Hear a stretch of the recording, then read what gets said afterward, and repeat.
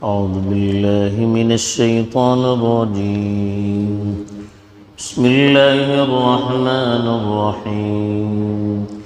وإن منهم لفريقا يلؤون ألسنتهم بالكتاب لتحسبوه من الكتاب وما هو من الكتاب ويقولون هو من عند الله وما هو من عند الله ويقولون على الله الكذب وهم يعلمون. الحمد لله والصلاة والسلام على رسول الله ومن والاه ما بعد. پیچھے کئی آیات سے اہل کتاب کی کمزوریوں کو بیان کیا جا رہا ہے. کل جو آیت تلاوت کی گئی تھی اس میں بتایا گیا تھا کہ اہل کتاب کے علماء اور ان کے دینی پیشوا کس طرح سے دنیا کی چند کوڑیوں کے لیے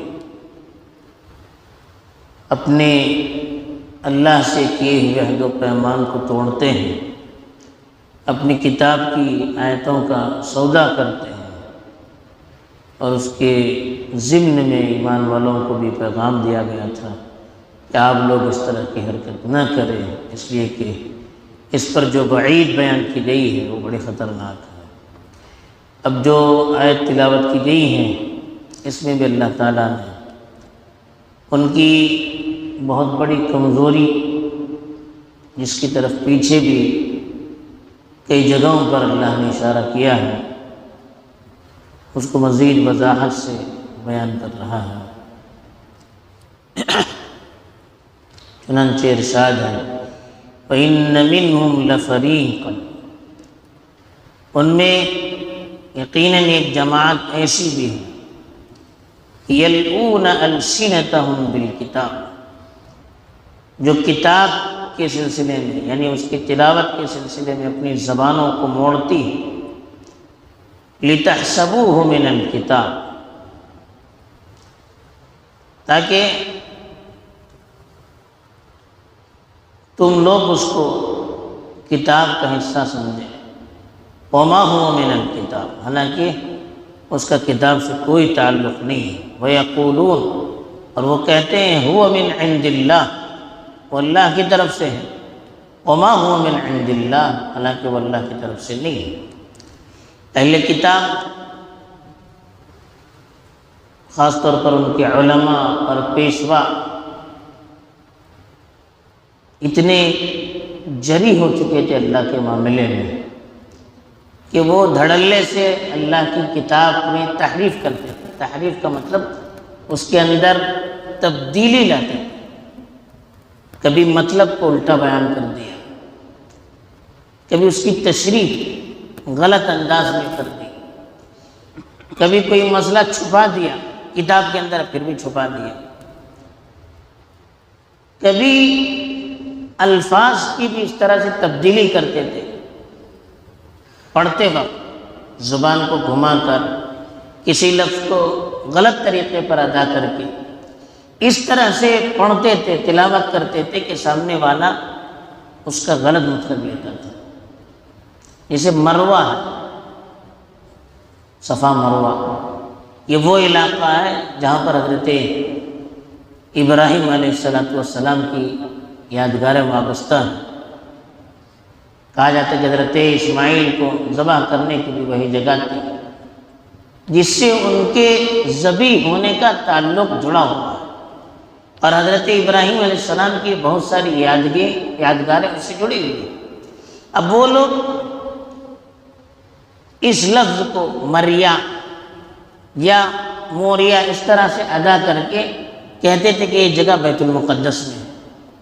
ایسے ہی مکہ، جس کو مکہ کہا گیا، اس کو بھی اس طرح سے غلط پڑھتے تھے، زبان کو توڑ کر موڑ کر ایسے ادا کرتے تھے کہ جس سے لوگوں کے ذہن میں یہ غلط فہمی پیدا ہو جائے کہ یہ علاقہ عرب میں نہیں ہے بلکہ شام یا بیت المقدس کے قریب ہے. وجہ اس کی یہی تھی کہ وہ چاہتے تھے کہ حضرت ابراہیم علیہ السلام کی یادگار مکے سے جڑنے نہ پائے۔ حضرت اسماعیل علیہ السلام جو ذبیح ہیں، جن کی بڑی فضیلت ہے، جن کی نسل سے آخری پیغمبر آنے والے تھے، ان کا تعلق بھی مکے سے نہ جڑے بلکہ بیت المقدس سے جڑ جائے، اور یہ کہا جائے کہ آخری جو نبی آنے والے وہ ہمارے خاندان سے ہیں۔ مکے میں اسماعیل علیہ السلام کی نسل سے جو نبی نکلے وہ اصل میں نبی نہیں ہیں، اس خاندان سے نبوت نہیں چلتی، نبوت ہمارے خاندان سے چلتی ہے۔ اس کے لیے بعض الفاظ کو بھی توڑ مروڑ کر اس طرح سے پڑھتے تھے کہ سننے والوں کو غلط فہمی ہو جائے۔ تو اس کی بہت ساری مثالیں مل سکتی ہیں، جس کو بہت سارے مفسرین وغیرہ نے بیان بھی کیا ہے۔ تو اس سے معلوم ہوتا ہے کہ اللہ کے سلسلے میں ان کو کتنی جرأت ہو گئی تھی کہ لفظی طور پر بھی اپنی کتاب کے اندر تبدیلی لانے کی کوشش کرتے تھے، اور معنوی اعتبار سے بھی مطلب بھی الٹا سیدھا بیان کر کے، غلط سلط تشریح کر کے، اس سے غلط سلط مسائل مستنبط کر کے، معنوی اعتبار سے بھی اس میں تبدیلی لانے کی کوشش کرتے تھے، اور الفاظ کو بھی تبدیل کر کے اس کے اندر چینجز لاتے تھے تاکہ سامنے والوں کو دھوکہ دیا جائے۔ اور اللہ کے نبی صلی اللہ علیہ وسلم کے سلسلے میں خاص طور پر جو پیشن گوئیاں ان کی کتابوں میں موجود ہیں، اس سے لوگوں کے رخ کو پھیر دیا جائے اور یہ بتایا جائے کہ یہ وہ نبی نہیں ہے جن کا تمہاری کتابوں میں تذکرہ ہے، وہ تو دوسرے نبی ہیں۔ اس طرح سے اللہ کے نبی سے لوگوں کو دور کیا جائے، یہ ان کی سازشیں تھی۔ اسی کو اللہ نے یہاں پر بتایا کہ وَإِنَّ مِنْهُمْ لَفَرِيقًا يَلْقُونَ، لوا یلوی کے معنی موڑنا۔ کچھ لوگ وہ ہیں جو زبان کو اپنی موڑتے ہیں کتاب کی تلاوت کے موقع پر، یعنی اپنی کتاب کو پڑھتے وقت زبان کو توڑ مروڑ کر الفاظ کو غلط طریقے سے ادا کرتے ہیں تاکہ لوگوں کو کنفیوژن ہو جائے اور ایک لفظ کو دوسرا لفظ وہ سمجھنے لگے، جس سے اس کا مطلب پوری طرح سے بدل جائے۔ لِتَحْسَبُوهُ مِنَ الْكِتَابِ، تاکہ ان کے پڑھنے کی وجہ سے آپ یہ سمجھیں کہ وہ جو غلط سلط پڑھ رہے ہیں وہ بھی کتاب ہی کا ایک حصہ ہے، وہ غلط جو مطلب بتا رہے ہیں وہ بھی کتاب کا ایک حصہ ہے، الفاظ کو جو توڑ مروڑ کر پیش کر رہے ہیں وہ بھی کتاب کا ایک حصہ ہے۔ حالانکہ اللہ کہتے ہیں وَمَا هُوَ مِنَ الْكِتَابِ، اس کا کتاب سے کوئی لینا دینا نہیں ہے، وہ تو ان کی زبان کی ایک ٹیکنک تھی جس کے ذریعے سے انہوں نے کچھ کا کچھ بنا دیا تھا۔ وَيَقُولُونَ هُوَ مِنْ عِنْدِ اللَّهِ، اور اس سے بڑھ کر ان کی جرأت یہ تھی، ایک تو الفاظ کو غلط سلط ادا کرتے تھے، مطلب کو غلط سلط بیان کرتے تھے، دوسرے اس کو کہتے تھے کہ یہ اللہ کی کتاب کا حصہ ہے اور اللہ کی طرف سے نازل شدہ ہے۔ اللہ کہتے ہیں وَمَا هُوَ مِنْ عِنْدِ اللَّهِ، اس کا اللہ سے کوئی تعلق نہیں ہے، یہ چیزیں اللہ کی طرف سے نازل ہونے والی نہیں ہیں، بلکہ اللہ نے کہا وَيَقُولُونَ عَلَى اللَّهِ الْكَذِبَ، کذب کہتے ہیں جھوٹ، وہ تو اللہ پر جھوٹ باندھتے ہیں، اللہ کی طرف جھوٹی نسبت کرتے ہیں، اللہ نے کہا ہی نہیں، اللہ نے اپنی کتاب میں اس کو نازل کیا ہی نہیں ہے، پھر بھی وہ اس کو اللہ کی طرف جوڑ دیتے ہیں، یہ سراسر جھوٹ ہے۔ اور پھر اللہ کہتے ہیں کہ یہ جو یہ حرکتیں کر رہے ہیں انجانے میں نہیں کر رہے ہیں، جان بوجھ کر رہے ہیں، وَهُمْ يَعْلَمُونَ، وہ اللہ پر جھوٹا الزام لگا رہے ہیں اور پورا جان بوجھ کر رہے ہیں۔